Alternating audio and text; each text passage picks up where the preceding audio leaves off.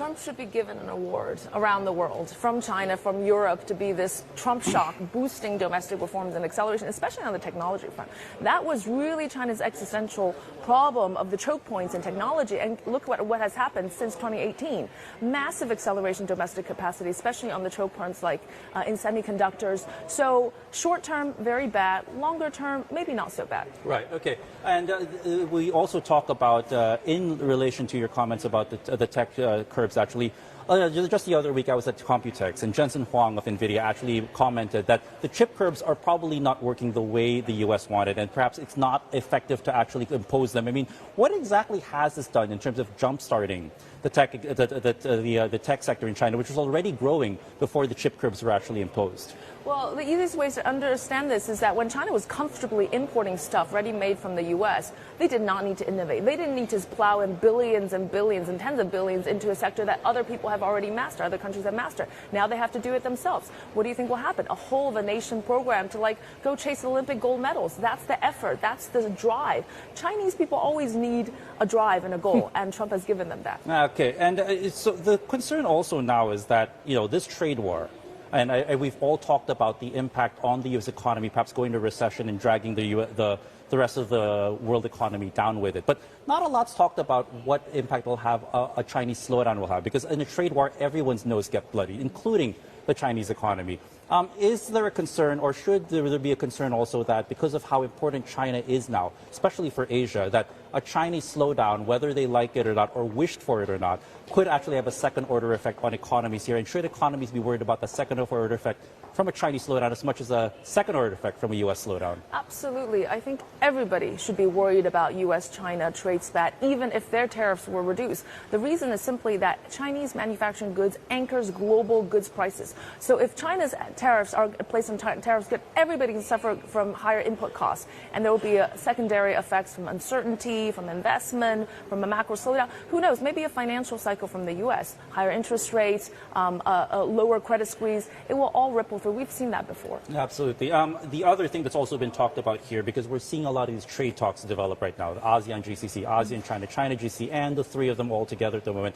Everyone is trying to build stronger trade routes, and it seems that there's another thing that's picked up actually in terms of discussion, and that's perhaps moving away from the risks of being too dependent on the dollar as a modicum of trade at the moment. Do you think that these recent events might actually accelerate that? Because and perhaps these talks will start to make countries in ASEAN, in China, in the GCC to speak to each other and go like, you know what? Maybe we should start trading in our own currency at the moment. How realistic is that? I think it's very realistic. We've already seen the dollar decline slowly, gradually, but surely. Every time there's a shock, a geopolitical shock, sanctions, U.S. sanctions, there's a jump in the degree of other currencies being used. We've seen a very rapid pickup, especially in recent times. And I think in terms of just trade being invoiced in an alternative currency like the RMB, that's already happening very, very fast. To displace the dollar as the funding vehicle of the financial system, that's obviously going to take a long time, but things are going to pick up. And the alternative payment system, we're already seeing this huge undertaking in the rest of the world. But this has also caught the attention of President Trump. It seems like everything seems to ruffle his feathers nowadays. He has said that he is prepared to punish countries that want to move away from the U.S. dollar. The question is, how realistic is that based on what the U.S. is, where the U.S. is at the moment? The question is, leverage has a half-life. You use it a lot, you're going to lose the power. That's precisely with the dollar. You punish other countries, you're going to accelerate and make them run away faster. What is important, though, or what is crucial if countries, let's say, want to move away from that? If countries identify that, hey, we want to move away from the dollar, we want to adopt the yuan, we want to adopt the rial, we want to adopt the rupee, for instance.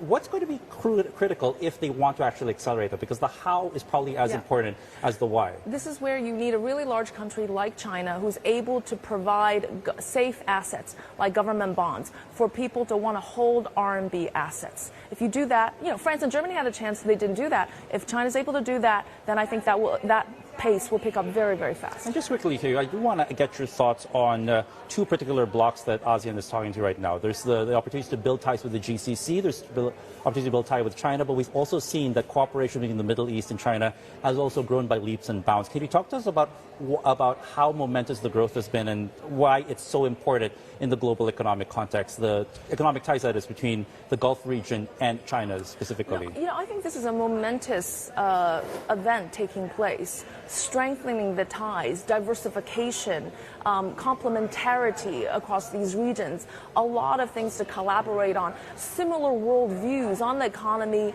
on a coexistence economically, environmentally, development-wise, a lot of things to develop. And again, we have to give Trump an award for accelerating that collaboration.